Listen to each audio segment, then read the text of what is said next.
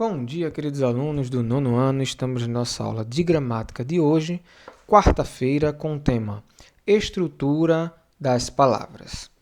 Como essas palavras são formadas, por que regra, qual o segmento morfológico, com seus afixos, suas desinências e sua vogal temática. Vamos conhecer hoje um pouquinho sobre radical e as estruturas de uma palavra. Então, espero que vocês prestem bastante atenção, pois esse assunto cai muito em concurso, cai muito em provas como IF, ETE e entre outras escolas de nível técnico e até mesmo para ensino médio. Então vamos lá prestar atenção para a nossa videoaula de hoje, começando com a definição do que vem a ser as estruturas das palavras. Vamos lá. Toda palavra é composta de pequenas partes portadoras de sentidos denominadas de morfemas. Então, o morfema que contém o significado básico da palavra é chamado radical. Então, assim, a palavra morfema vem de morfe. Então, ela vem de uma palavra primitiva, né, morf, certo? Em que sua raiz é até o FE, né, M-O-R-F-E. E nós temos daí outras palavras derivadas surgindo desse radical. Daí onde vem as desinências e, ao mesmo tempo, os afixos, chamado de prefixos e sufixo, e a vogal temática. Então, vê só. Vamos supor a palavra, que eu venho dizer a palavra aqui, ler, certo? O verbo ler no infinitivo, na segunda conjugação er, ler, ele vem de ler. Logo, a raiz é le. Logo, ler vem leitura. De leitura também pode vir outras palavras como letramento. E aí vai sucessivamente. Então, essas palavras nos dá o sentido de que, através da palavra raiz ler, se formou novas palavras. E aí sim, conhecemos as estruturas das palavras, ou, no caso, a derivação do radical. Então, da palavra raiz. Então, radical ou raiz tem o mesmo significado em algumas gramáticas, pois raiz vem de estrutura, radical é a palavra principal, a palavra base, que tem o significado básico da palavra. Então vamos lá. Vamos ver a seguir as estrofes de um poema. Diz assim: o poeta é um fingidor. Finge tão completamente que chega a fingir que é dor, a dor que deveras sente. A ideia aqui, a ideia central dessas estrofes é nada mais nada menos do que a ideia de que o poeta é um intérprete, um ator, um simulador, às vezes dos próprios sentimentos. Então veja, o sujeito da frase de todo o poema nessas duas estrofes é o poeta. Então, o poeta é um fingidor, um ator, né?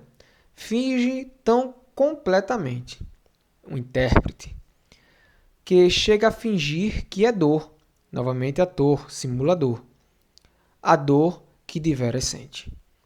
Então, essa dor que deveras sente, que ele sente, pode ser um sentimento, pode ser uma reação, uma própria pancada mesmo, e ele está fingindo para não, ou até mesmo o próprio erro, para não transmitir para outras pessoas, ele finge ter acertado.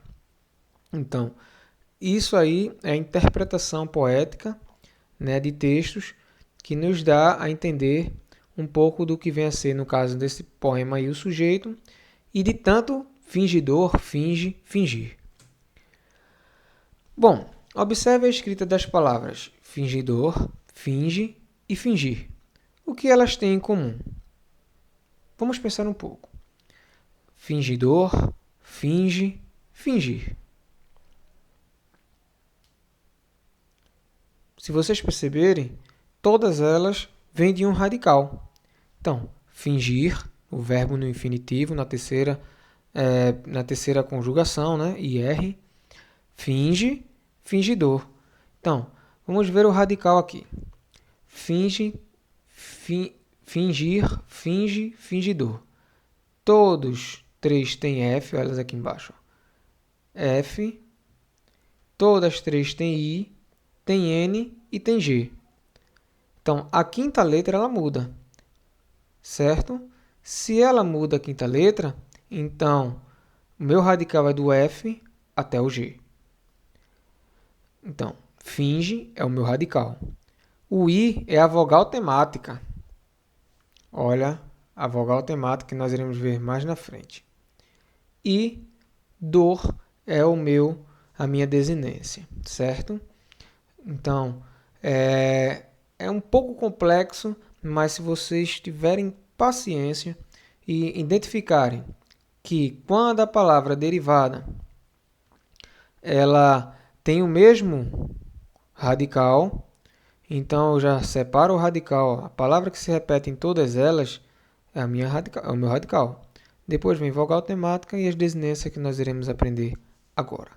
Só respondendo, a resposta é a parte finge, que é o radical em todas as três.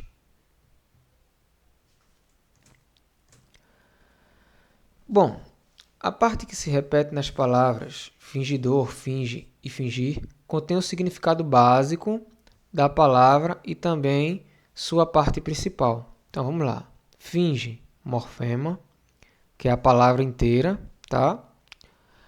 Finge, radical, e o sufixo, que ainda não entrou aqui ainda a questão da vogal temática, mas nós iremos ver. Então, em sua opinião, referente ao poema no slide anterior, por que o poeta pode ser chamado de fingidor? Então, foi explicado quando foi lido o poema. Aconselho vocês terem uma análise mais crítica para responder isso aqui.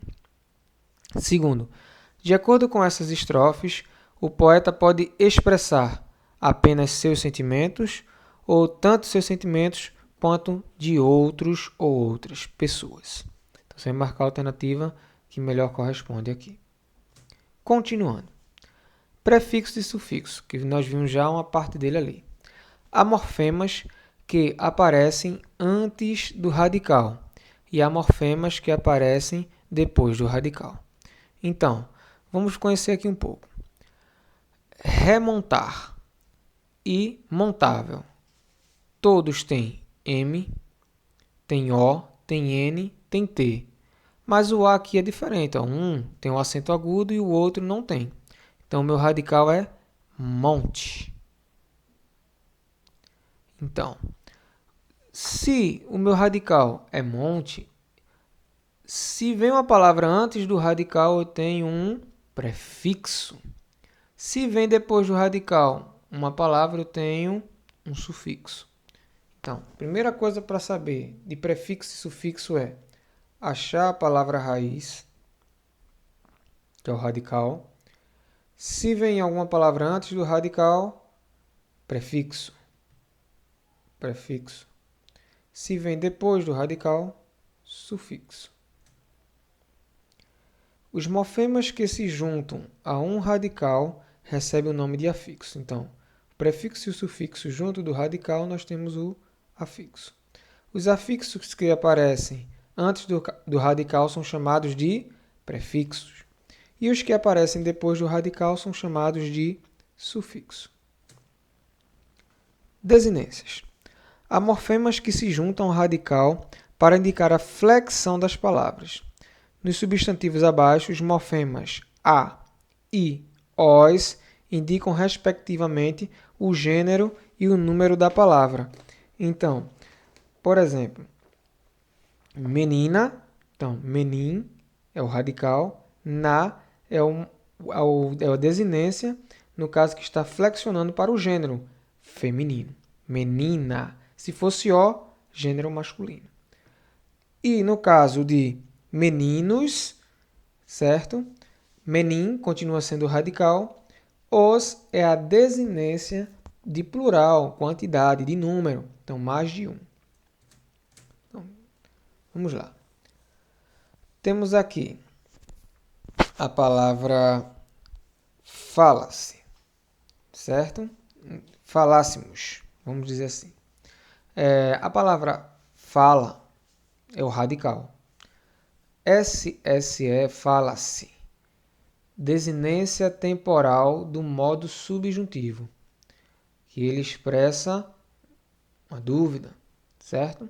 E o mus é a desinência de número e pessoa.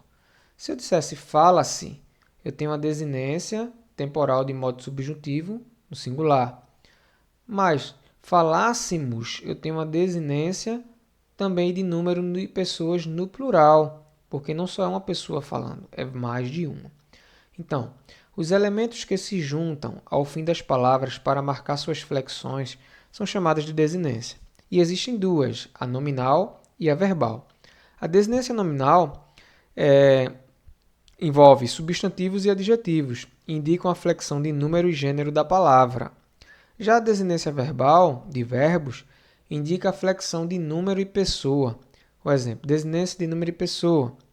E tempo e modo, que é a desinência modo temporal. Então, existem dois tipos de desinência. Para o nome, substantivo e adjetivos, nós temos a desinência de número e gênero somente para a palavra. Já na desinência verbal, uma vai indicar número e pessoa e a outra modo temporal. Vogal temática.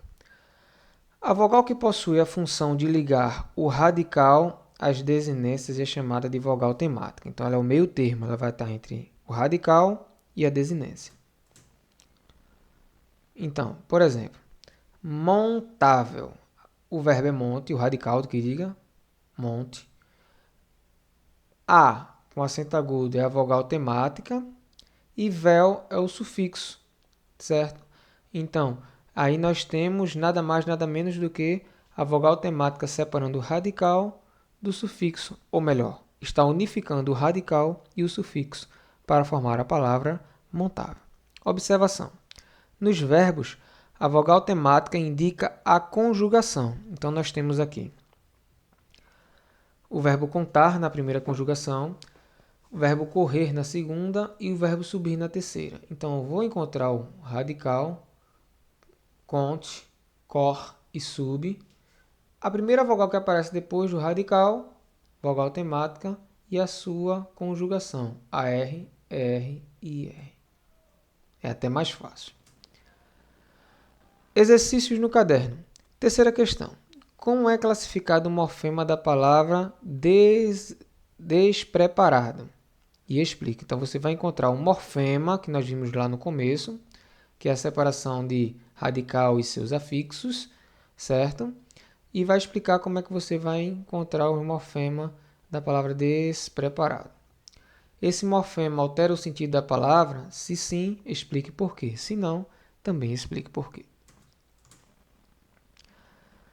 Também no caderno, siga o exemplo e faça a separação mórfica das palavras a seguir, classificando os morfemas que as compõem. Por exemplo, palavra sorveteiro, sorvete, sorvete, eiro.